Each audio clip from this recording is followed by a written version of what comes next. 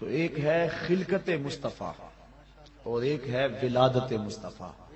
اور پھر جس سال حضور آئے نا اس سال کا عربوں نے نام رکھا. یہ میں نے ابھی بتایا ہے کہ جس سال حضرت خدیجۃ الکبریٰ اور حضرت نبی رحمت کے شفیق چچا انتقال کر گئے، اس سال کا نام حضور نے عام الحزن رکھا، کیونکہ ہجری کا آغاز حضرت عمر فاروق کے دور میں ہوا تھا. پہلے سالوں کے نام رکھتے تھے. اب جس سال حضور پیدا ہوئے اس کا ایک نام ہے عام الفیل، لیکن اس کا ایک اور نام رکھا عربوں نے.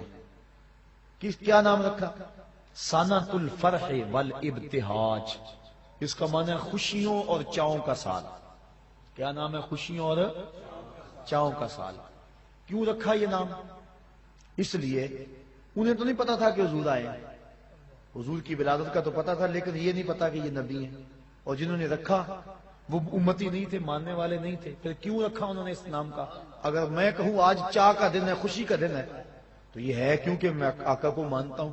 اور اگر پتہ ہی نہ ہو کوئی کہے تو پھر وجہ کوئی اور ہوگی. تو انہوں نے اس سال کا نام رکھا سنۃ الفرح والابتہاج. علماء کہتے ہیں کیوں رکھا؟ اس لیے رکھا کہ درختوں پہ پھل زیادہ آیا. جس سال حضور پیدا ہوئے چشموں کا پانی بڑھ گیا، چراگاہیں سرسبز ہو گئی، جانوروں کا دودھ بڑھ گیا. عرب کے لوگ بیٹیوں کو قتل کرتے تھے، لیکن جس سال حضور کی ولادت ہوئی ہر گھر میں بیٹا پیدا ہوا. آج بھی جس شخص کے ہاں اولاد نرینہ نہ ہوتی ہو، علماء کہتے ہیں خلوص نیت سے کہے اے اللہ مجھے بیٹا دے دے، میں تیرے رسول کا میلاد کرواؤں گا، اللہ بیٹا ہی عطا فرمائے. نیت اس کی خالص ہو. اللہ اکبر. تو ہر گھر میں بیٹے پیدا ہوئے، جہاں بھی پیدائش ہوئی بیٹے ہی پیدا ہوئے. تو اس سال ہر گھر میں خوشی تھی، غم قریب نہیں آیا. اس لیے نام رکھا سنۃ الفرح والابتہاج. یہ خوشیوں اور چاؤں کا سال ہے. ناگہاں ساکن ہواؤں پہ روانی آ گئی. ناگہاں ساکن ہواؤں پہ روانی آ گئی اور چمن کے پتے پتے پر جوانی آ گئی. آج زانوے ازل نے صبح پہ انگڑائی لی اور مسکرا کر ایک کرن نے ہاتھ میں شہنائی لی. مخزن اسرار قدرت کے امی پیدا ہوئے، غل ہوا دنیا میں ختم المرسلی پیدا ہوئے. محمد مصطفیٰ آئے، بہاروں پر بہار آئی، زمین کو چومنے جنت کی خوشبو بار بار آئی. گلی گلی روشن ہو گئی، ہر گھر میں اجالا ہو گیا. وہ کہانی لمبی ہے اگر میں چھیڑ دوں کہ حضرت حلیمہ سعدیہ کیسے آئیں اور پھر حضور نے وہ سبز کپڑا کیسے ہٹایا اور نور کی لاٹ آسمان تک کیسے گئی اور پھر لال کو پکڑ کے گود سے کیسے لگایا. اور پھر حلیمہ کی بیٹی شیمہ حضور کو لوریاں کیا دیا کرتی تھی. وہ ایک لمبی کہانی ہو جائے گی، میں تیسری بات بھی عرض کرنی ہے. تو پہلا مقصد، پہلی چیز تخلیق مصطفیٰ. اور وہ کب ہوئی؟ جب وقت کا تعین اور تشخص نہیں تھا. دوسری ولادت مصطفیٰ. اور ولادت 12 ربیع الاول کی سہانی گھڑی جب صبح صادق طلوع ہو رہی تھی، دن اور رات کے سنگم میں حضور پیدا ہوئے. کیونکہ رات کی خواہش تھی حضور میرے دامن میں آئیں، اور دن کی آرزو تھی کہ میرے دامن میں آئیں. اور اگر رات کو آ جاتے دن محروم رہتا، دن کو آتے رات محروم رہتی. تو حضور تو رحمت للعالمین ہے. اس لیے دن آ رہا تھا، رات جا رہی تھی، جہاں دونوں کا ملاپ ہو رہا تھا وہاں مصطفیٰ جلوہ گر ہو گئے. اللہ اکبر. 12 ربیع الاول کی سبحانی گھڑی تھی، عام الفیل، واقعہ صاحب فیل کے 55 دن بعد حضور اس دنیا پہ جلوہ گر ہوئے. یہ ہے حضور کی ولادت. اور حضور کی ولادت کی خوشی لوگوں نے کی، اور جس نے بھی حضور کی ولادت کی خوشی کی اللہ نے اس کو محروم نہیں رکھا. اور وہ آپ علماء سے سنتے آئے ہیں، اس کو دہرانے کے لیے وقت چاہیے کہ ابو لہب نے بھتیجا سمجھ کے لونڈے کو آزاد کیا. بھتیجا سمجھ کے آزاد کیا، نبی سمجھ کے تو نہیں کیا، لیکن جس انگلی سے یوں اشارہ کیا بس اتنے میں آزاد. اور اس انگلی سے ٹھنڈا اور میٹھا پانی بھی ملتا تھا، عذاب میں بھی تخفیف ہوتی ہے. میں یہاں آیا تھا 2-3 بجے، اور یہاں طالب علم یہاں ہی سوئے ہوئے تھے. کوئی اسٹیج پہ سویا ہوا تھا، کوئی یہاں چارپائی پہ سویا ہوتا، کچھ کمرے میں وہاں سوئے ہوئے تھے.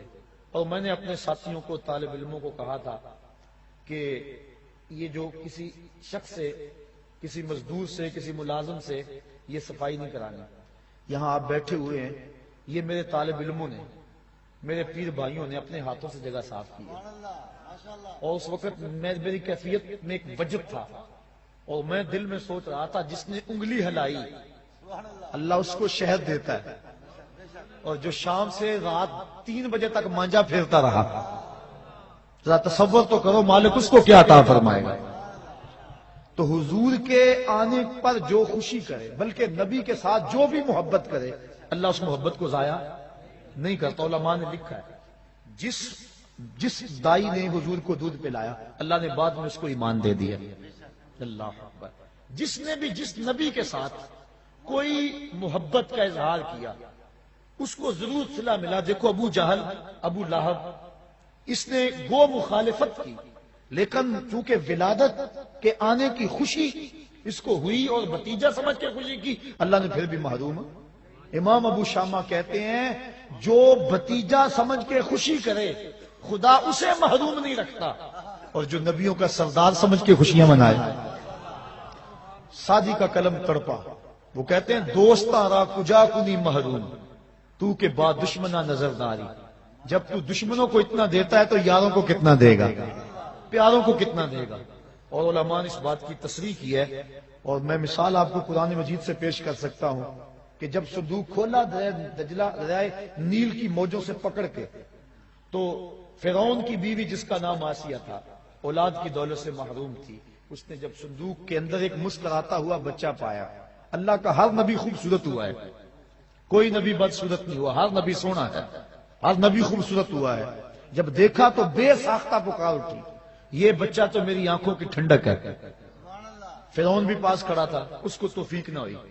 اللہ نے حضرت آسیہ کو یہ سعادت دی کہ ان کو ایمان عطا کر دیا، اور وہ مومنہ عورتوں میں سے ہیں.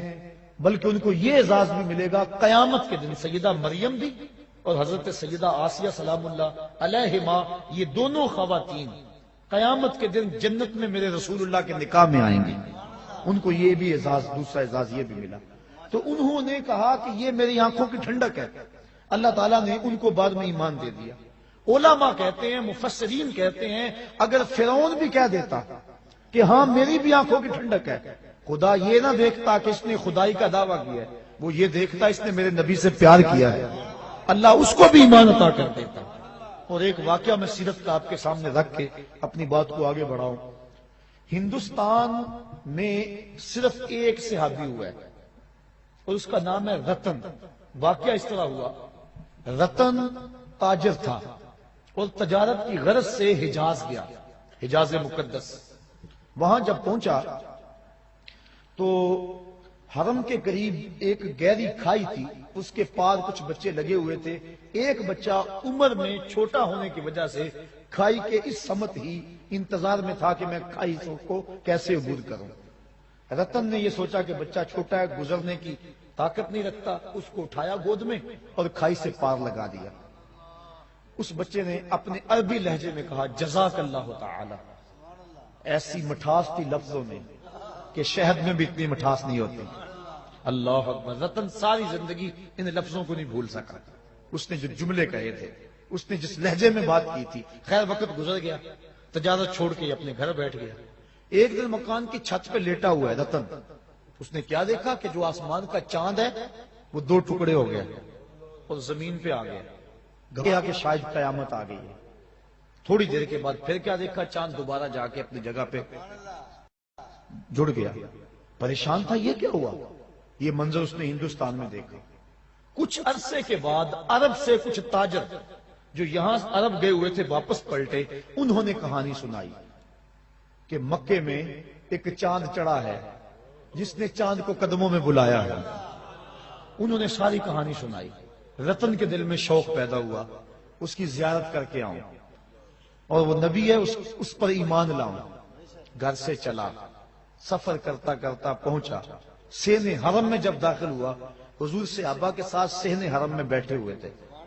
یہ آگے ملنے کے لیے ہوا. آقا مسکرا پڑے اور فرمایا اراتن ہندیون، کیا تو رتن ہندی ہے؟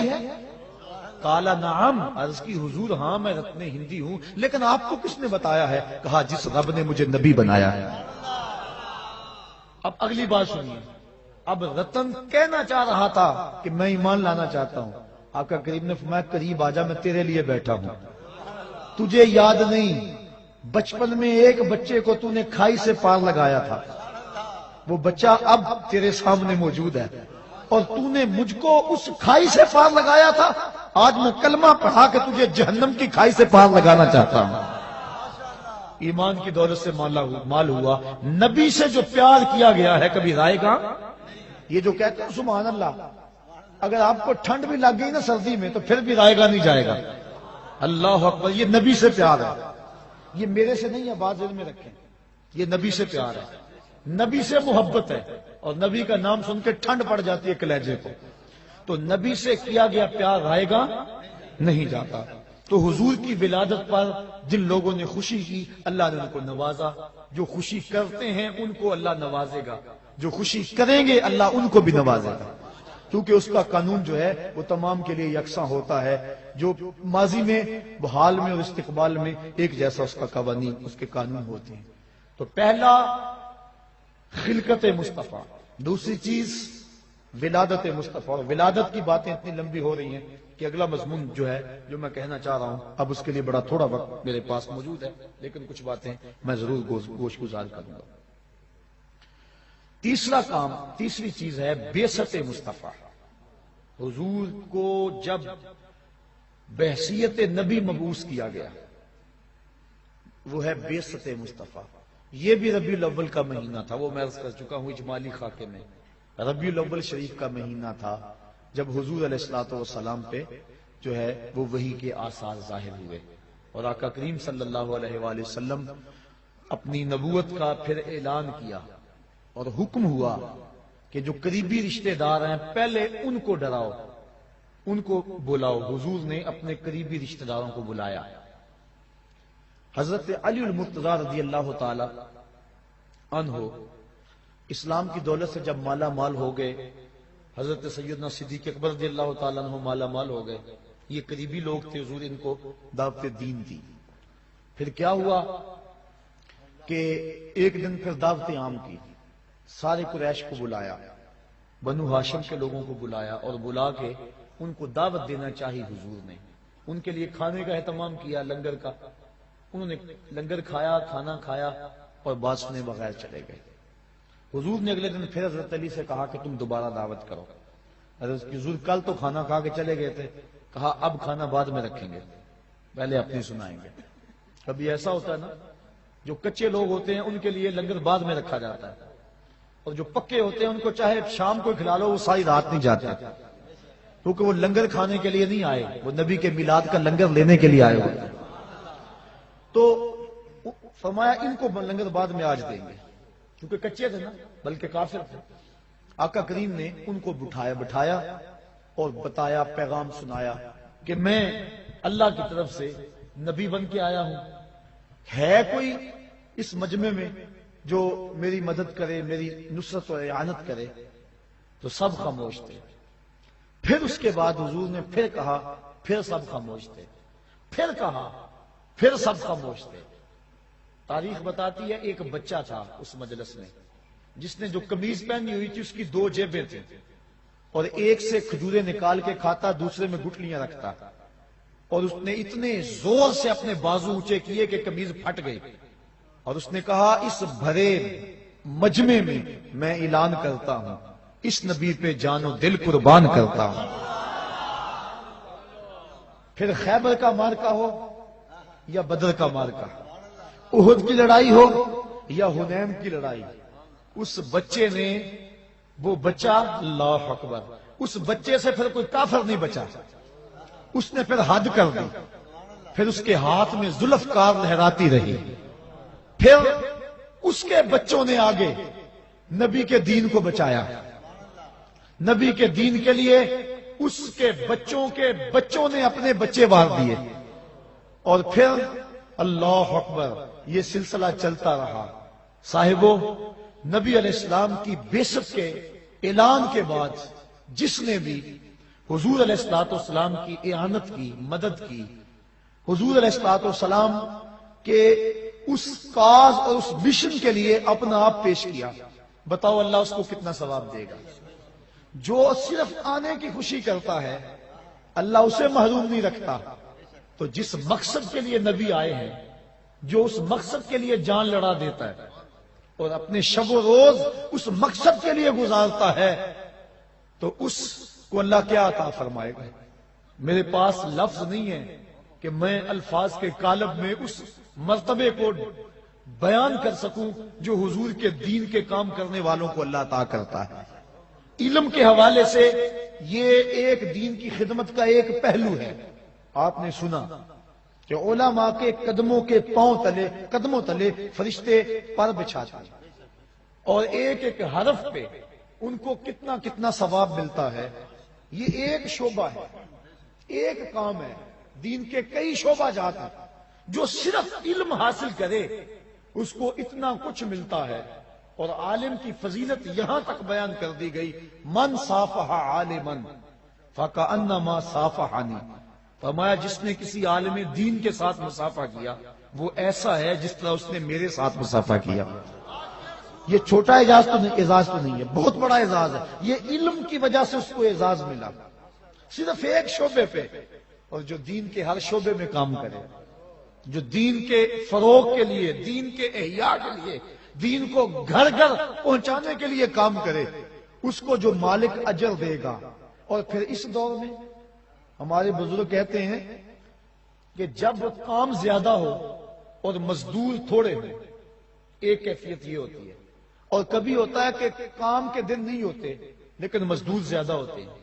اس وقت اڈے پہ مزدور دینے جاؤ نا تو 100 روپیہ مزدوری ہے تو لوگ 80 پہ بھی آ جائیں گے، کیونکہ کام تھوڑا ہے مزدور زیادہ ہے۔ اور جب کام زیادہ ہو تو مزدور تھوڑے ہوں تو پھر اس وقت پھر مزدور کی مرضی پہ جو ہے وہ صلہ ملتا ہے، مزدوری ملتی ہے۔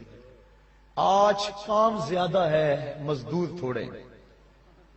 آج نبی کے دین کا کام زیادہ ہے اور مزدور بہت تھوڑے ہیں، خال خال نظر آتے ہیں۔ آج اگر کوئی نبی کے دین کی مزدوری کرے گا پھر اس کی مرضی کے مطابق خدا نواز دے گا۔ اللہ کہے گا جو مانگنا ہے مانگ لے، میں تیری جھولیاں بھر دوں گا۔ آج نبی کی بعثت وہ ایک الگ مضمون تھا، چونکہ میرے سے وہ مضمون رہ گیا ہے، اب وقت کی نزاکت میں میرے پاس اتنی نہیں ہے کہ اس کو بیان کروں۔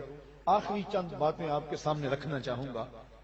نبی علیہ السلام جو مبعوث کیے گئے، ایک تو نبی کے منصب تھے اور نبی کے فرائض تھے کہ نبی نے کیا کرنا تھا، امت کو کیا دینا تھا۔ حضور نے جو دینا تھا اس کا حق ادا کر دیا۔ وہ ایک لمبی طویل فہرست ہے کہ کیا کیا ذمہ داریاں تھی نبی کی، اللہ نے کیا لگائیں اور نبی نے کہاں تک ان ذمہ داریوں کو پورا کیا۔ وہ ایک بات عرض کر کے اپنی بات کو آگے بڑھا دوں، اس سے بڑی اور کیا بات ہو سکتی ہے؟ حجۃ الوداع کے موقع پہ 1,44,000 کا مجمع حضور کے سامنے تھا۔ یہ حضور کی 23 سالہ کی محنت ہے۔ اللہ اکبر، 23 سال میں پہلے 40 سال بھی شامل ہیں، کیونکہ کردار ان 40 سالوں میں پیش کیا، پھر اس کردار کو اپنی نبوت کی گواہی بنایا، اور پھر 23 سال محنت کی اور لوگوں کے سامنے جو ہے وہ دین رکھا۔ 1,44,000 حج پہ تھے جو گھروں میں تھے، ان کا اندازہ نہیں ہے کہ وہ کتنے تھے۔ آقا کریم کی کمائی آقا کے سامنے بیٹھی ہوئی ہے۔ حضور نے صحابہ سے مخاطب ہو کے کہا کہ میں نے، مالک نے میرے ذمے جو کام لگایا تھا میں نے اس کام کو ادا کر دیا، وہ پیغام جو میں نے تمہیں پہنچانا تھا کیا میں نے پہنچا دیا؟ اللہ اکبر۔ صحابہ نے کیا کہا؟ بیک زبان ہو کر، جو چیز حقیقت ہو وہاں بندہ بیک زبان ہو جاتا ہے، ورنہ کوئی کہے اس کے کہنے پہ باقی بھی ساتھ شامل ہو جاتے ہیں، لیکن جو حقیقت ہو اس حقیقت کا انکار نہیں ہوتا۔ سب نے بیک ہو زبان ہو کا ادیتا و نصحتا، حضور آپ نے حق ادا کر دیا۔ انہوں نے دیکھا تھا اس دین کے لیے نبی علیہ السلام کبھی طائف کے بازاروں میں کھڑے ہیں، کبھی ذی المجال کی منڈی میں کھڑے ہیں، کبھی عکاظ کے میلے میں کھڑے ہیں، کبھی اللہ کے حبیب مکے کی طرف آنے والے راستوں میں کھڑے ہیں، کبھی حج کے موقع پہ لوگوں کے اندر جا کے ان کو پیغام دین دے رہے ہیں۔ مصطفیٰ کریم کے لیے کبھی گڑھے کھود رہے ہیں، کبھی کانٹے بچھ رہے ہیں، کبھی اوجریاں ڈالی جا رہی ہیں، حضور نے جن راہوں پہ چل کے آنا ہوتا ہے انہی راہوں پہ کانٹے بچھاتے ہیں، حضور گھر سے نکلتے ہیں کانٹے اٹھاتے جاتے ہیں، پیغام حق سناتے چلے جاتے ہیں۔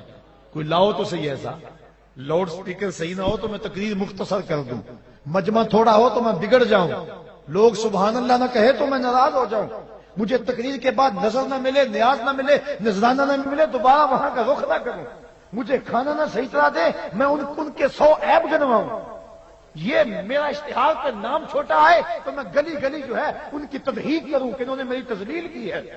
میں تو اشتہار پہ نام ہے اس نام پہ لڑتا ہوں، میں تو بعد میں مٹھی گرم نہ ہو تو اس پہ لڑائی کرتا ہوں، میں تو لوگ تھوڑے ہوں تو اس پہ لڑتا ہوں، میں تو مجمع صحیح ذوق والا نہ ہو تو میں کہتا ہوں آج تقریر کا لطف نہیں آیا، میں تقریر کے لطف کو روتا ہوں۔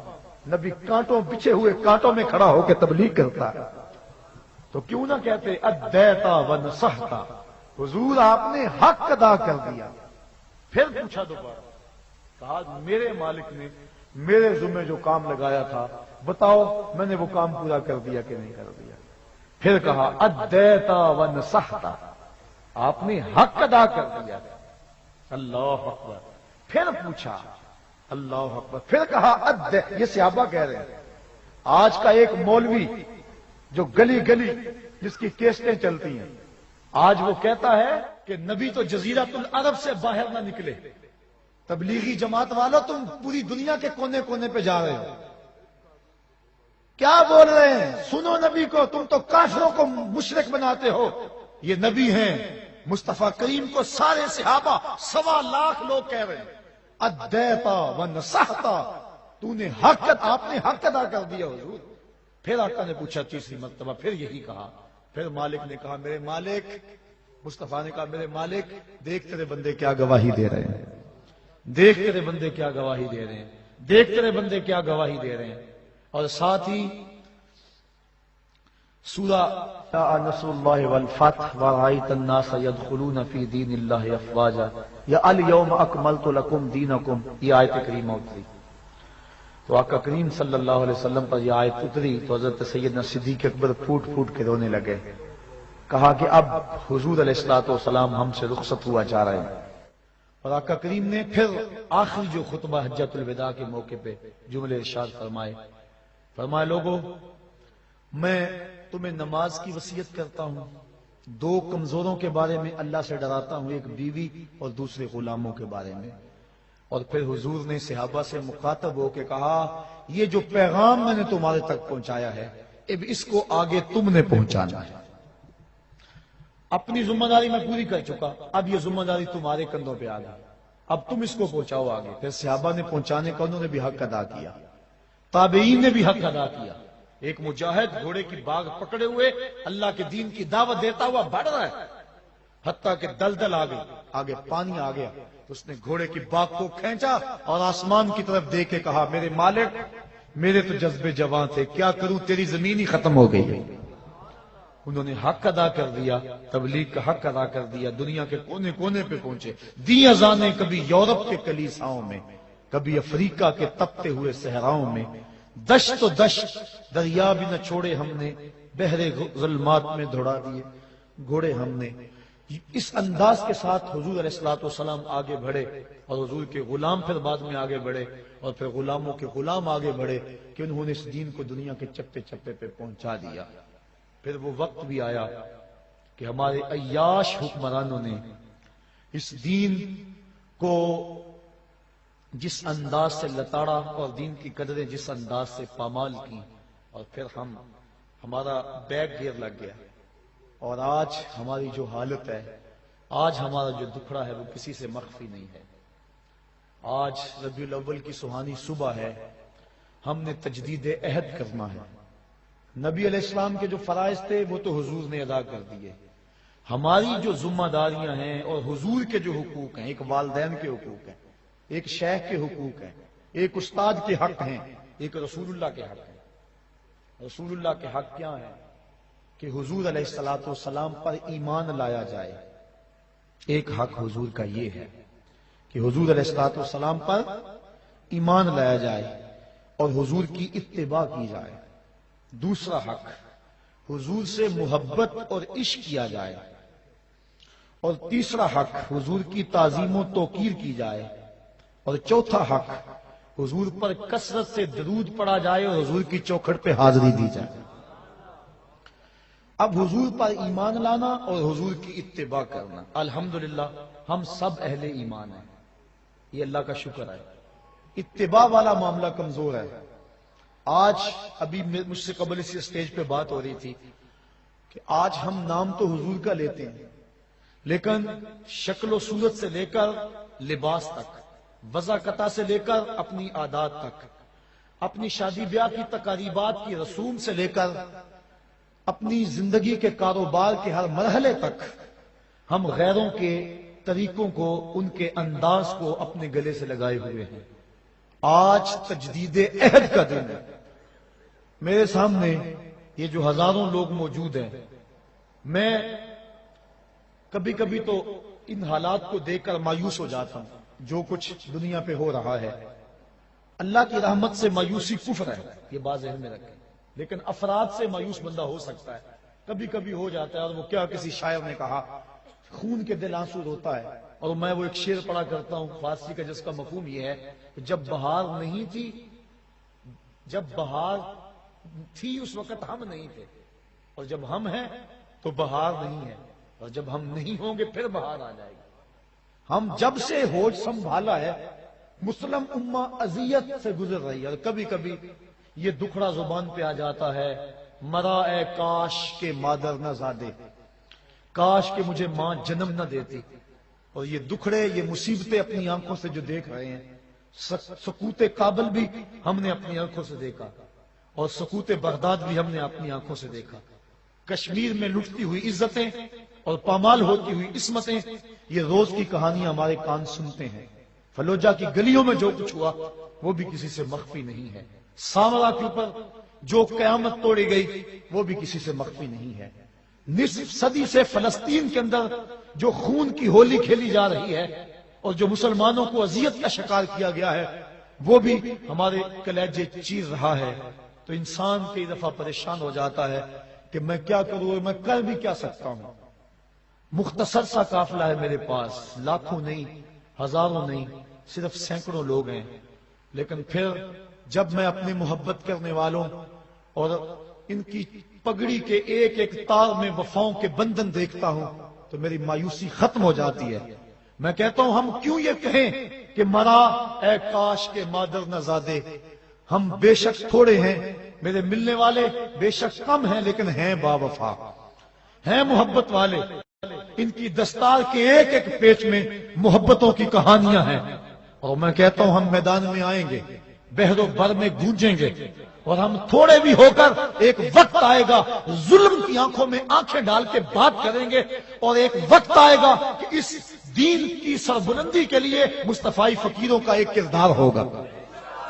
مجھے اس بات کی بڑی امید ہے، اور میں جب بالکل اس سلسلے کا آغاز کیا تھا، جو میرے پرانے ساتھی ہیں وہ جانتے ہیں، بالکل 2 4 10 ساتھی تھے، اور اس وقت میں نے اپنے ساتھیوں سے کسی موقع پہ کہا تھا اور کسی فورم پہ میں نے کہا تھا کہ امیر شہر سے حساب لیں گے پائی پائی کا، امیر شہر سے حساب لیں گے پائی پائی کا، غریب شہر کے بچے جوان تو ہونے دو۔ اب غریب شہر کے بچے جوانی کی دہلیز پہ قدم رکھ چکے ہیں، ان کے سروں پہ سجی ہوئی پگڑیاں، ان سے نکلتا ہوا نور اور حضور کی محبتوں میں بہتے ہوئے آنسو، اور اسٹیج پر نبی کے نام کے نعرے اور پنڈال میں نبی کے نام کی گونج، آج یہ ساری گونج، سارے نعرے، سارے آنسو، ساری محبتیں، یہ وفاؤں کا سارا سلسلہ تجدید عہد کا ذریعہ بنے۔ اور آج کے بعد حسب سابق بھی میں نے 10 محرم کو جو وعدہ لیا، اور اس وعدے کے نتیجے کے اندر میں نے جگہ جگہ درس قرآن کے پھیلے ہوئے نیٹ ورک اور درس قرآن کے جگہ جگہ پھیلے ہوئے سلسلوں میں دوستوں کی محبت، ان کی دیوانگی اور ان کا پیار دیکھا، اور آپ یقین جانیے گا کہ اگر 2 گنا حاضری نہیں ہوئی تو 1.5 گنا حاضری ضرور ہو گئی اس وعدے کے بعد۔ آج ربیع الاول کی سہانی گھڑیاں ہیں، وہ لمحے قریب آ رہے ہیں جن کی جرمٹ میں نبیوں کا تاجور دنیا پہ جلوہ گر ہوا تھا، اور وہ رحمت کی برسات ہو رہی ہے، اور یہ ساری رات رحمتوں کی برسات، یہ رحمت ہے، اللہ کی رحمتوں کا نزول ہو رہا ہے۔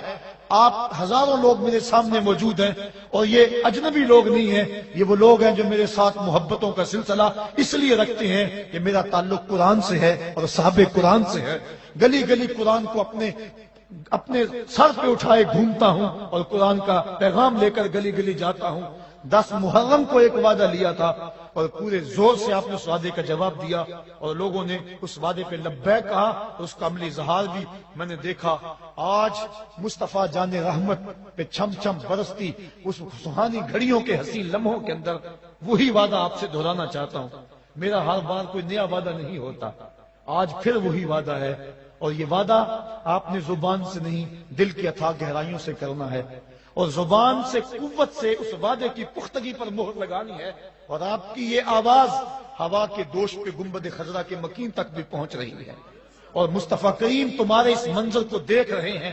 اور آج میں کہہ رہا تھا، سوچ رہا تھا، جب یہاں یہ نوجوان مصطفیٰ جان رحمت کے نغمے الاپ رہے تھے، اور یہ کس شہنشاہ آمد کی جو ہے وہ آمد ہے، کس کے شہنشاہ والا کی آمد ہے، پکارو یا رسول اللہ، اور آپ کھڑے تھے، ہاتھ لہرا رہے تھے، اور میں اس وقت سوچ رہا تھا، میں نے پچھلے بھی ایک دن کہا تھا کہ ڈنمارک کے پاس اور مغرب کے پاس سیٹلائٹ کا انتظام ہے، اور ان کے پاس جو ہے وہ نظام ہے، بڑا مربوط نظام ہے۔ وہ ذرا ادھر دیکھے تو صحیح، پاکستان کے چپے چپے پہ، عالم اسلام کے گوشے گوشے میں دیکھ مصطفیٰ کے نعرے لگ رہے ہیں۔ کون ہے مصطفیٰ کی عظمت کو گھٹانے والا؟ جس کے سر پہ وَرَفَعْنَا لَكَ ذِكْرَكَ کا تاج خدا نے رکھا، جس کی عظمتوں کی گواہی خدا نے دی ہو، اور جس کو اتنی بلندیاں دی کہ قدموں کی چاپ فراز عرش پر گونجتی رہے۔ حضرت عیسیٰ جس کے نالین کے تسمے کھولنے کی سعادت کے لیے آرزو اور تمنائیں کرتے رہے، وہ کتنا بلند ہے، کتنا بالا ہے، کتنا اونچا نبی ہے۔ تو آج ہم نے آج کے اس مبارک دن تجدید عہد کرنی ہے۔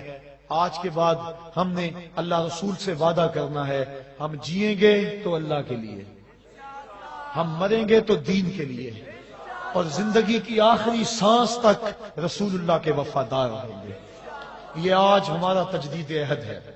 آج دوبارہ ہم یہ وعدہ کرتے ہیں، اور یہ وعدہ آپ میرے سے نہیں کر رہے، اور یہ وعدہ میں بھی کر رہا ہوں، اور میں آپ سے نہیں کر رہا، میں اور آپ دونوں مصطفیٰ جان رحمت سے وعدہ کر رہے ہیں۔ آج جو کچھ ہو رہا ہے اور جو ضرورت ہے، میں پھر وہی بات کہوں گا، میرے رسول کے غلاموں، مصطفیٰ کو دین کے لیے مزدوروں کی ضرورت ہے۔ کیا مصطفیٰ کے دین کے لیے مزدوری کرو گے؟ کیا 8 گھنٹے ڈیوٹی دو گے یا 24 گھنٹے ڈیوٹی دو گے؟ آج ان ہواؤں کو، ان فضاؤں کو، شہر کے ان لمحوں کو، اور گنبد خضرا کے مکین کو گواہ بنا کے اپنے مالک سے وعدہ کرو کہ میرے مالک، ہم تیرے دین کے لیے جو ہے وہ ڈیوٹی کریں گے، تیرے دین کی مزدوری کریں گے، ہم جیئیں گے تو تیرے لیے، ہم مریں گے تو تیرے دین کے لیے، اور زندگی کی آخری سانس تک تیرے رسول کے وفادار رہیں گے۔ آج کے بعد ہماری زندگی کا ایک ایک لمحہ مصطفیٰ جان رحمت پہ قربان ہوگا۔ یہ ہم تجدید عہد کرتے ہیں، اپنی شکل کو بھی، اپنی صورت کو بھی، اپنی وضاقتہ کو بھی حضور کی سنت کے مطابق ڈھال لیں۔ ربیع الاول کی سہانی گھڑیاں، پچھلے ربیع الاول کے موقع پہ 92 خوش نصیبوں نے اپنے سروں پہ حضور علیہ الصلوۃ والسلام کی سنت امامہ شریف کو سجایا تھا، حضور کے نام کی مناسبت سے۔ اس مرتبہ کیونکہ امامہ شریف کا ہم نے اہتمام نہیں کیا، کیونکہ یہ اعزاز و اکرام آج ان حفاظ کرام کا ہے، تو آپ اپنے دل میں وعدہ کریں کہ ہم چہرے پہ مصطفیٰ کی سنت، کہ آپ وعدہ کرتے ہیں؟ زور سے کہیں۔ اللہ آپ کو سلامت رکھے، آپ کو دارین کی سعادتیں دے۔ جگہ جگہ دروس قرآن کے لیے جو مختلف جگہوں پہ کام ہو رہا ہے، اس کے منتخب لوگ یہاں پہنچے ہیں، میں سب کو مبارکباد بھی پیش کرتا ہوں، اور ان کو درس قرآن کے لیے مزید اپنی تگ و تاس کو تیز کرنے کے لیے جو ہے وہ گزارش بھی کرتا ہوں۔ آپ لوگوں کو اللہ سلامت رکھے۔ میرے ان ساتھیوں نے جنہوں نے آج کے اس اجتماع میں بھرپور محنت کی، بالخصوص میں اپنے ایک بیٹے کو کبھی نہیں بھول سکتا، آج اپنی دعاؤں میں اور اپنی باتوں میں، صوفی محمد امتیاز صاحب کو، کہ وہ اکیلا ہی ہزاروں پہ باری ہے۔ اللہ نے اس کو وہ جذبوں کی فراوانی دی، اور محبتوں کا وہ سلسلہ دیا. پتہ نہیں اس کے سینے کے اندر وہ کون سی آگ ہے جو اس کو نہ دن بیٹھنے دیتی ہے نہ رات کو بیٹھنے دیتی ہے. میں کہتا ہوں میرا ایک ایک ساتھی صوفی امتیاز بن جائے. آج میں استاد ہو کے اس کی عظمتوں کو خراج پیش کر رہا ہوں، اور آج میں اس کے جذبوں کے سامنے، اس کی محبتوں کے سامنے اپنے آپ کو کم سمجھ رہا ہوں. اللہ میرے ہر جوان کو اس کے جذبوں کی قوت عطا کر دے. اور یہ مصطفی قافلہ جو سوئے مدینہ نکلا ہے، راستے کی ہر رکاوٹ کو دور کرتا ہوا، نبی کی عظمت کے نعرے لگاتا ہوا، نبی کے جھنڈے لہراتا ہوا مصطفیٰ کی چوکھٹ پہ سلامی دے گا. اور ہم دونوں ہاتھ باندھ کے مصطفیٰ جان رحمت کا بلاوا اور مصطفیٰ جان رحمت کا نعرہ لگائیں گے. ایک نعرہ، اس کے بعد وقت قریب ہو رہا ہے اور ہم نے حضور علیہ الصلوۃ والسلام کی بارگاہ میں ہدیہ صلاۃ والسلام پیش کرنا ہے. نعرہ تکبیر، نعرہ رسالت، نعرہ رسالت، نعرہ رسالت. آپ دل کے نہاں خانے میں بھی نبی کو پکاریں، نبی تمہاری آواز کو سنتا ہے. لیکن سحری کے یہ لمحے مصطفیٰ کریم علیہ الصلوۃ والسلام کی محبتوں اور حضور کی الفتوں کا یہ وفور، آج ہم ڈنمارک کو اور اس کے ایجنٹوں کو بھی بتانا چاہتے ہیں کہ دیکھو نبی علیہ السلام کی عظمتوں کو کوئی نہیں گھٹا سکتا. آج کائنات کا ایک ایک ذرہ نبی پہ درود پڑ رہا ہے. خدا کی قسم کتنی رحمتیں برس رہی ہیں. یہ صرف یہاں نہیں ہے، پورے شہر کی ایک ایک مسجد میں نبی کا تذکرہ ہو رہا ہے. اور ابھی تھوڑی دیر کے بعد جگہ جگہ لاؤڈ سپیکر کھل جائیں گے. یہ صرف اظہار و اعلان کے لیے ہے، ورنہ کتنے لوگ ہیں جو بند ہجروں میں آنسو بہاتے ہوئے نبی پہ درود پڑھتے ہیں. یہ اعلان کے لیے، ذوق دلانے کے لیے ایسا ہوتا ہے، ورنہ کائنات کا ایک ایک ذرہ، ہر شجر کا ایک ایک پتا، ہر دریا کا ایک ایک قطرہ، افلاک کے ستارے، زمین کی ہر شے، آسمان کے کمکمے، عرش کی قندیلیں، بلکہ خود مالک عرش مصطفیٰ پہ درود پڑھ رہا ہے. اور اب وہ درود کے لمحے قریب ہو رہے ہیں، وہ لمحے آ رہے ہیں جن سہانی گھڑیوں میں مصطفیٰ علیہ السلام آمنہ کے کلبہ ہزاں کو روشن کرنے کے لیے جلوہ گر ہوئے تھے. تو میں اور آپ پورے ادب سے کھڑے ہوں گے اور یوں سمجھیں گے کہ حضور کی چوکھٹ پہ حاضر ہیں اور آقا کریم علیہ السلام کی بارگاہ میں ہدیہ